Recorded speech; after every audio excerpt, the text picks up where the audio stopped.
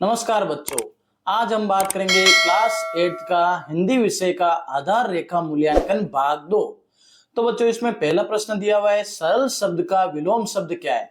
तो बच्चों सरल शब्द का विलोम शब्द होता है कठिन, ज्यादा, महीन या आम।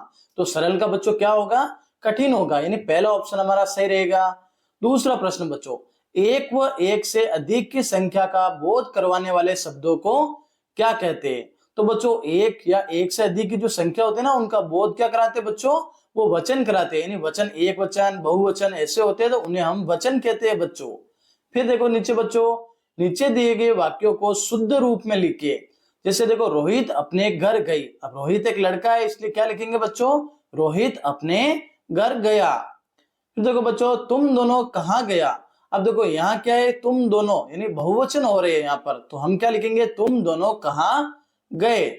फिर देखो बच्चों प्रश्न संख्या 4, नीचे लिखे शब्दों का प्रयोग करते हुए वाक्य में प्रयोग कीजिए। यानी इन शब्दों को हमें प्रयोग करना है। जैसे दिया हुआ बच्चा क्या है, जोर जोर से, यानी बादल जोर जोर से गरज रहे थे। नदी, नदी के लिए हम क्या बनाएंगे बच्चों, नदी का बहाव बहुत तेज था। यानी ऐसे ही हमें इनमें वाक्य प्रयोग करने हैं।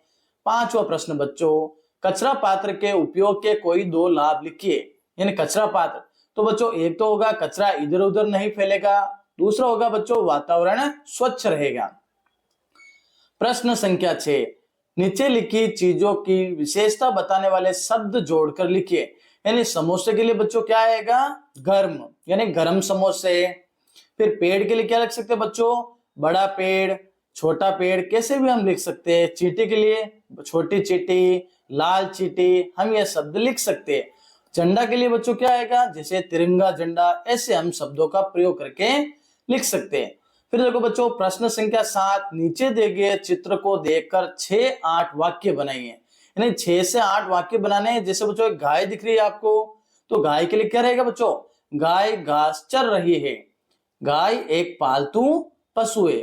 तीसरा वाक्य, गाय हमें दूध देती है जो कि पौष्टिक होता है। चौथा वाक्य बच्चों, गाय को माता के रूप में मानते हैं। पांचवा वाक्य, गाय के 4 पैर, 2 सींग व 1 पूंछ होती है। छठा वाक्य बच्चों, गाय का गोबर खेती के लिए उपयोगी माना जाता है। इससे के अलावा आप और भी सेंटेंस, जो भी वाक्य है और भी आप बना सकते हैं। यानी गाय का दूध शरीर के लिए बहुत उपयोगी होता है। फिर देखो बच्चों क्या दिया हुआ है, नीचे दी गई कविता को पढ़िए और 8 से 11 तक के प्रश्नों के उत्तर दीजिए। तो बच्चों क्या दी हुई है कविता, आसमान ने ओढ़ी चादर, नीली नीली इसकी चादर, सांझ पड़े यह लाल हुई थी, रात पड़ी तो काली चादर। आसमान ने ओढ़ी चादर, नीली नीली इसकी चादर, रात पड़ी तो पोल खुली थी, फटी हुई थी सारी चादर। जगह जगह पर छेद थे इसमें, छलनी से छेदिली चादर, छेद सभी जब बने थे तारे, चमकी थी ये काली चादर। तो बच्चों प्रश्न संख्या 8 क्या कह रहा है इस कविता के अनुसार, तो कविता के अनुसार किस कारण से ये पता चला होगा कि आसमान की चादर फटी हुई थी। तो बच्चों देखो, आसमान रूपी नीली चादर में तारे चमकने लगे तो वे फटी चादर की तरह दिखाई दे रहे थे, तो पता चला कि आसमान की चादर फटी हुई है। फिर देखो बच्चों प्रश्न संख्या 9, पोल खुलना मुहावरे का प्रयोग कविता में आया है, तो इस मुहावरे का अर्थ और वाक्य का प्रयोग लिखिए। तो बच्चों अर्थ क्या है, भेद प्रकट करना, यानी कोई भी पोल खुलना यानी किसी का भेद प्रकट हो गया हो। अब वाक्य में कैसे प्रयोग करेंगे बच्चों, जैसे पुलिस ने चोर को पकड़कर उसकी पोल खोल दी। अब देखो बच्चों प्रश्न संख्या 10, सांझ होने पर आसमान की चादर लाल क्यों हो जाती है बच्चों, यानी शाम को सूरज की लालिमा के कारण आसमान की चादरें लाल हो जाती है। यानी सूरज बहुत अच्छे से चमकता है, इसके कारण जो आसमान होता है ना बच्चों, उसकी चादर लाल हो जाती है।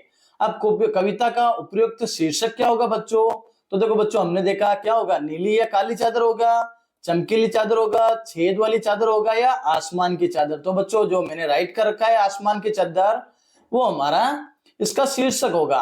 अब देखो बच्चों, एक पैसेज दिया हुआ है आपके सामने, गद्यांश दिया हुआ है, इसको पढ़ना है और प्रश्नों के उत्तर लिखने हैं। तो देखो बच्चों, क्या है हमारा गद्यांश? यह धरती भी एक खूब बड़ी गुल्लक है। मिट्टी की बनी इस गुल्लक में प्रकृति वर्षा के मौसम में खूब पानी बरसाती है। ऐसे में हम रुपये से भी कई गुना कीमती इस वर्षा जल को बड़ी गुल्लक में जमा कर लेना चाहिए।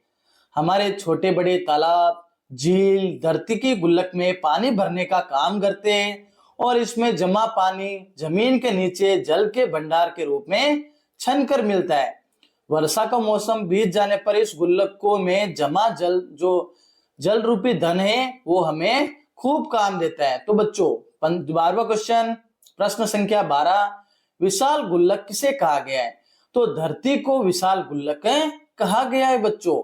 फिर बच्चों 13वां प्रश्न, बरसात का पानी जमीन में किस प्रकार मिल जाता है?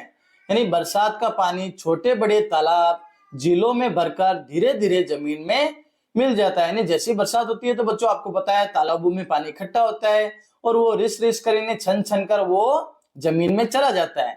फिर देखो बच्चों प्रश्न संख्या 14, तो बरसात के मौसम में बीत जाने पर हमें पानी कहाँ से प्राप्त होता है?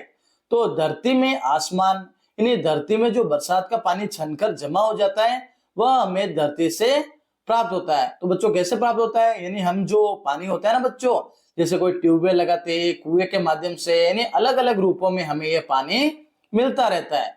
फिर देखो बच्चों प्रश्न संख्या 15, बरसात के जल को हम किस किस प्रकार से सहेज सकते हैं? तो बच्चों बरसात के पानी को हम तालाब, झील, पेड़ आदि के रूप में सहेज सकते हैं।